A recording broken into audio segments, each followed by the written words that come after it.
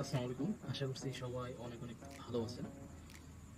আপনারা যারা জানতে চাইছিলেন যে কিভাবে আমাদের রিল্যাঙ্কার এক্সটেনশনটা ইউজ করা যায়, তাদের জন্য এই ভিডিওটা। আমি আপনাদের দেখাবো এখন কিভাবে আপনারা আমাদের এক্সটেনশনটা ইউজ করতে পারেন। তো আপনারা চলে আসবেন মেটাডেটা জেনারেটর অনলাইন আমাদের ওয়েবসাইটে, তারপরে নিচের দিকে স্ক্রল করবেন, করে এই পর্যন্ত আসবেন। এখানে আসার পরে ডাউনলোড ফ্রি এক্সটেনশন এখানে ক্লিক করবেন। এক্সটেনশনটা ডাউনলোড হয়ে যাবে। এর পরবর্তীতে আপনাদের কাজ হবে এক্সটেনশনটাকে লোড করা। এর জন্য চলে আসবেন এক্সটেনশন, ম্যানেজ এক্সটেনশন। এরপরে এখানে ডেভেলপার মোড অন করে দেবেন যদি অন না থাকে। তারপরে জাস্ট ফাইল ম্যানেজারে যেখানে ডাউনলোড হয়েছে আপনাদের এক্সটেনশন, সেখান থেকে ড্রাগ অ্যান্ড ড্রপ করে এক্সটেনশনটাকে নিয়ে আসবেন। নিয়ে আসলাম। এর পরবর্তীতে আপনি পিন করে রাখতে পারেন এক্সটেনশনটা। তারপর জাস্ট ক্লিক করবেন। এবার অ্যাডোবি স্টকে ক্লিক করবেন।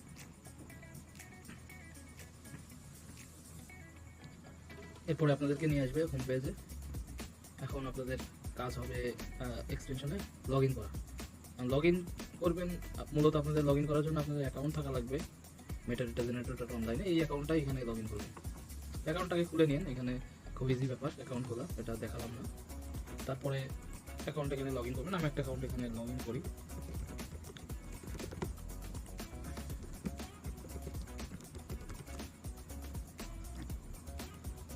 আর অবশ্যই যারা রিল্যাঙ্কার ফিচারটা ইউজ করতে চান এক্সটেনশনের মাধ্যমে, তারা এক্সটেনশনটা ইউজের জন্য প্রিমিয়াম কিনে নেন, প্রিমিয়াম সাবস্ক্রিপশন কিনে নেন। তাইলে আপনার ইচ্ছে মতো আর কি ইউজ করতে পারবেন। না হলে ফ্রিতে আসলে খুব কম ক্রেডিট থাকে, এক্সটেনশনে আসলে ইউজ করার মতো ক্রেডিট থাকে না। সুতরাং আপনাদের ফ্রিতে এক্সটেনশনটা ইউজ করতে পারবেন না।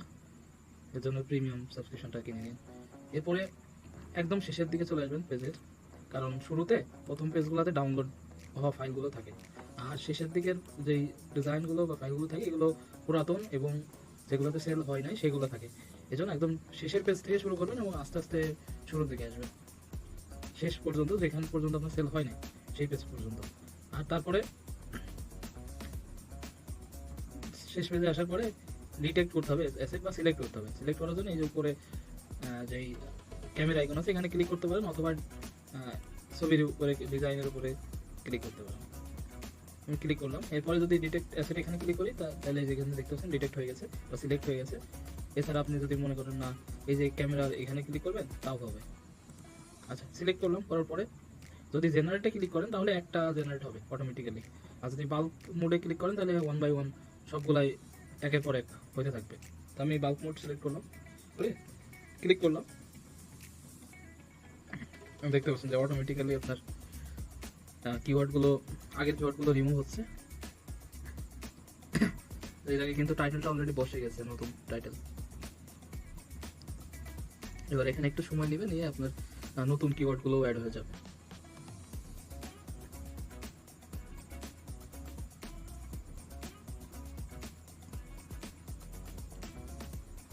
দেখতে পাচ্ছেন অলরেডি ওয়ান বাই ওয়ান আপনার নতুন কিওয়ার্ডগুলো বসে যাচ্ছে। এবার আপনার সেভ হয়ে গেল। দেখতে পাচ্ছেন যে প্রথমটা হয়ে গেল, এবার দ্বিতীয়টা কিন্তু শুরু হয়েছে জেনারেশন। ভালো করে যদি খেয়াল করেন এখানে দেখেন নাইফ ট্যাকটিক্যাল কমব্যাট আছে, এর চেঞ্জ হয়ে গেল। দেখতে পাচ্ছেন চেঞ্জ হয়ে গেল, উড ওয়ার্কিং ইলাস্ট্রেশন হয়ে গেল, কিওয়ার্ডগুলো রিপ্লেস হয়ে যাচ্ছে।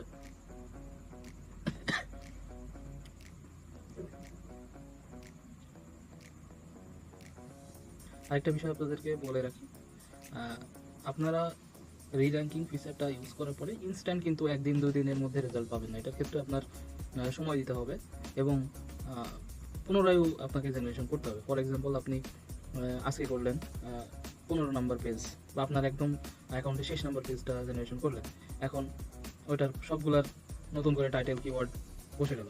এখন ওইটাতে আপনার সময় দিতে হবে, না হলে তো ওটা ইন্ডেক্স হবে না, তাই না? তো গুগলে ইন্ডেক্স হওয়ার জন্য সময় লাগে।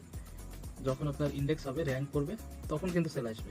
এই জন্য একটা নির্দিষ্ট সময় আপনাকে দিতে হবে ওটাকে। তারপরে আবার ফর এক্সাম্পল 20 দিন বা 25 দিন দিলেন, এরপরে যদি যেগুলো সেল হবে না সেগুলোতে আবার আপনি রিজেনারেশন করবেন। এভাবে মূলত কাজ করতে হবে, কিছুদিন পর পর আপনার জেনারেশন করতে হবে। তাইলে আপনার আস্তে আস্তে অনেকগুলো ফাইল যেগুলো সেল হয় না সেগুলো সেলে চলে আসবে। আমি আর এখানে স্টপ করে দিই, আমি এখানে আর আপনাদের না দেখাই। আপনারা বুঝতে পারলেন যে কীভাবে রির্যাঙ্কিং ফিচারটা ইউজ করতে হবে। এখন আমি আপনাদেরকে দেখাই যে যখন নতুন কোনো ফাইল আপলোড করবেন সেইটা কীভাবে আর কি সেগুলোর ক্ষেত্রে টাইটেল কিওয়ার্ড এক্সটেনশনের মাধ্যমে অ্যাড করতে চান কীভাবে অ্যাড করবেন। আমি ফাইল আপলোড করি, আমি এখান থেকে জাস্ট 2টা ফাইল আপলোড করি, দেখতে পাচ্ছেন যে আপলোড হচ্ছে।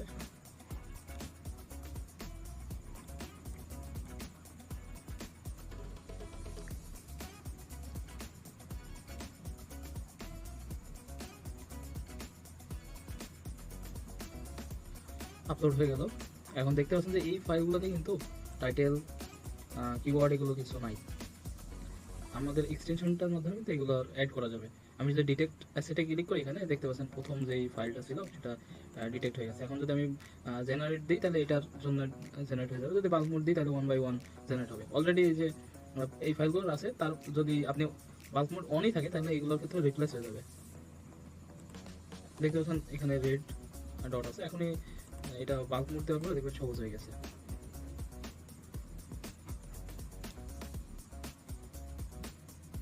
নিউ ফাইলের কিন্তু ক্ষেত্রে কিন্তু খুবই ফাস্ট আসলে জেনারেশন হয়, দেখবেন কয়েক সেকেন্ডের মধ্যেই কমপ্লিট হয়ে যাবে। 2টা কিন্তু অলরেডি কমপ্লিট হয়ে গেল। আমি স্টপ করে দিই,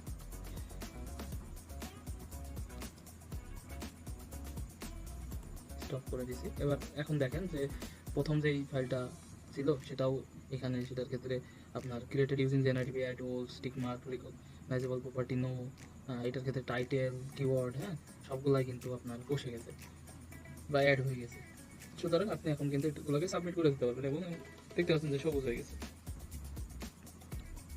আশা করছি আপনারা বুঝতে পারছেন যে আমাদের মেটাডেটা জেনারেটর প্ল্যাটফর্মের যে এক্সটেনশন আছে সেটা কীভাবে ইউজ করবেন। সবাই ভালো থাকবেন, আল্লাহ হাফেজ।